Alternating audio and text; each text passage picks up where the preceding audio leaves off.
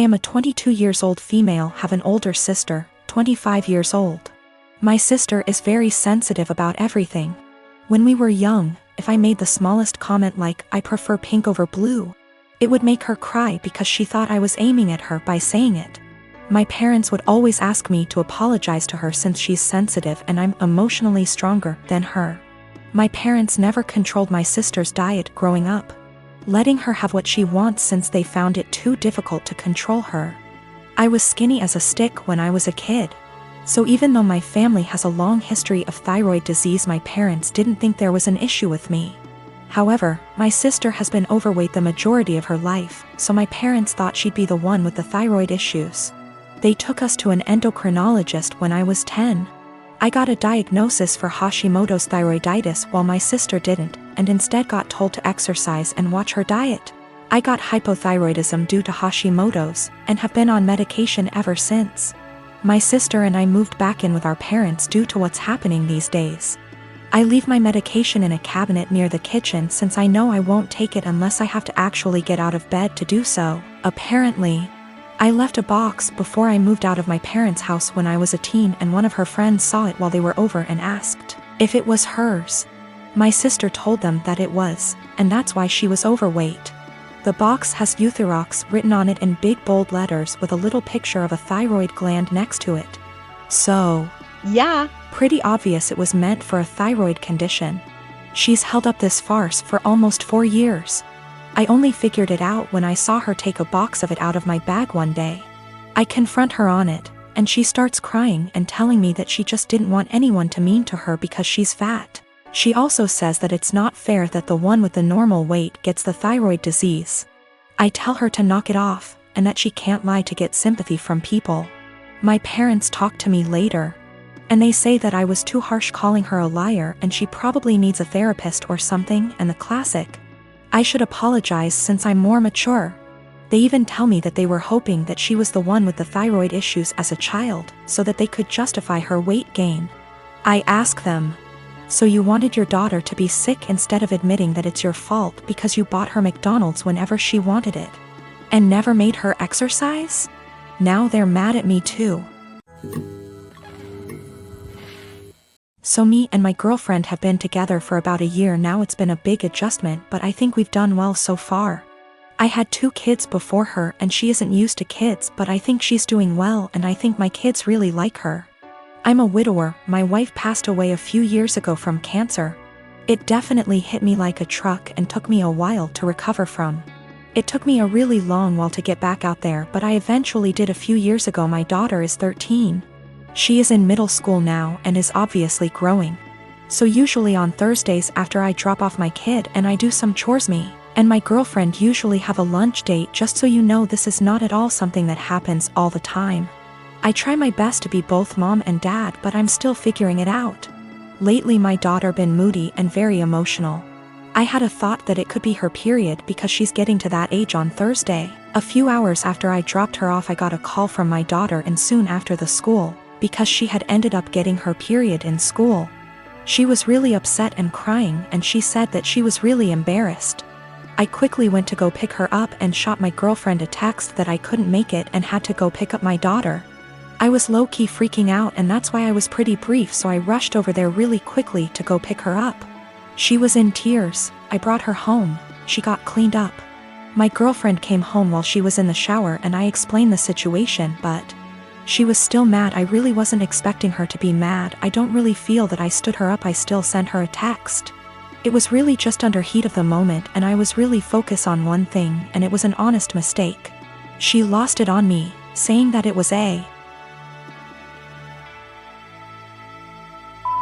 move to leave her hanging like that and not even answer the phone when she was calling her to see why I set her up. I never received a call from her. If she did, I triple checked. I said I apologize for that, but I was in a rush to go to the store before I went to go pick up my daughter and I was just focused on one thing. She said that it wasn't an excuse to stand her up. She said that it was just a period. The school gets her a change of clothes and a pad, they have it there, and it wasn't an excuse to be so disrespectful, because she was taken care of. I tried saying that she probably just wanted to be in the comfort of her own home and she was really embarrassed. so I should go pick her up. She's still really upset at me, but I really don't get why, given the circumstances, I feel like this was justified. Then I stopped arguing with her to go check on my daughter because she was out of the shower. Me and her talked and everything, and now she's okay. This goes back 3 years when my mom and her girlfriend got engaged. My mom put in so much time and energy into organizing this wedding and was so excited. She sent out invites to all our family members for months in advance, and almost everyone confirmed they would be going. Barely a week before the wedding, she received several messages from aunts and uncles who said they won't be going because they had other commitments, despite confirming they'd be there months prior. One of my aunts, my grandma's sister, confronted my mom and said many weren't going because they still didn't agree with the fact that she was marrying a woman, including herself, because it went against her Christian views. Meanwhile, my hardcore Christian grandma was more than happy to walk my mom down the aisle. This upset my mom, but she tried not to let it ruin her wedding. I, however, was furious. Only my grandma, my mom's sister, a few cousins, and another aunt attended the wedding, while my stepmom's entire family came. What really pissed me off was that 2 weeks later, my cousin, who lives in a totally different state, celebrated her sweet 16, and everyone who made excuses about not going to my mom's wedding made the journey all the way over there and posted pictures all over Facebook. It really broke my mom's heart and just felt like salt in the wound. I swore then that when I got married, everyone who did not show up to my mom's wedding would not be invited to mine. Fast forward to now, me and my girlfriend of 2 years got married first week of March, and I kept my word. The only ones we invited to our wedding was the family that did go to my mom's, and one other aunt who did have a good reason for not being there at the time because she was recovering from surgery. I wanted to clarify that I am in fact a guy. We even invited my stepmom's family too. Obviously, my other family members found out and expressed their hurt over not being invited. I called them all out and said if they had a problem with my mom for being who she is, then they had a problem with me, and I wouldn't let toxic people be a part of a special day for me and my wife. My wife stood behind my decision, as did my mom. That still doesn't seem to stop them from thinking it was a move and are turning it into a whole family drama because they think it was unfair to punish them for simply believing in something different. Wow, thank you so much for all the love and support, everyone.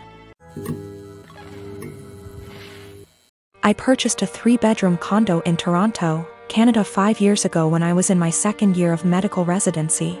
Soon after the purchase, I rented one of the rooms to my roommate to offset the costs of the mortgage. I live in one room, she lives in the second, and the third is my study/office. She has been a great roommate from the beginning. We aren't necessarily friends, as in we don't do things together for fun, but we get along exceptionally well. The entire roommate/tenant relationship has gone swimmingly up until recently. A couple of weeks ago, my roommate broke the news to me that she is pregnant. The father was a fling of hers, who does not want anything to do with the child. My roommate has decided she wants to keep the child anyways, and raise it on her own. To me that seems like a huge challenge, and I admire her for it. The issue is, while I don't necessarily dislike children, I have no desire to live with a baby. While the condo is a fair size, I will most definitely be woken up by the babies crying at night. My condo is also where I like to come home to and relax, like a haven after a long workday. And the idea of coming home to a baby honestly seems absolutely chaotic. Especially since this isn't my own child, i.e. one that my girlfriend and I decided to have / was mentally prepared for. As difficult as it was for me to do this, I told her essentially what I've written here, and that it would be best if she finds somewhere else to live. I am not rushing her out or anything like that. I have given her 6 months notice. Since any later than that will come too close to the birth. She was honestly quite taken aback by this, and thought that I was being cruel. Her primary concern is that rent has gone up substantially in this city since she signed on with me. I haven't increased her rent since she moved in, so she's essentially paying 2015 rent. She works as a waitress, and will likely need to find a lesser apartment to keep within the same budget. A couple of other considerations are that she was out of work while restaurants were closed. But I did waive her rent for that period. All of the furniture is also mine, aside from her bedroom, so she would need to figure something out on that front as well. Aside from all of the child expenses. I understand her position, and I feel horrible about the situation, but I honestly can't do it. I haven't been able to give life much thought lately, as work has been quite busy. Firstly, I have a friend in real estate, and I'm going to see if they can help her try to find some affordable listings. Secondly, as I don't plan to take on another tenant after her, and can afford to do this anyway, I have decided I'm going to waive her rent for the remainder of the tenancy. This will hopefully give her a bit of a boost to get on her feet. I consulted an attorney to be 1000% sure, and this is perfectly legal. Since I live in the unit, the eviction laws are much more lenient. Her baby will become a toddler, and a toddler eventually becomes a school-age child. Will it really be any better to do this later on? When I came home from work today, I told her that I wanted to discuss the overall situation. Before I even began, she actually apologized to me for how she spoke to me, and for expecting that I would be okay for her to raise her child here. I told her that her apology is totally unnecessary, as her reaction was completely understandable considering the uncertainty of her future. I then told her that I would waive her rent for the REMA,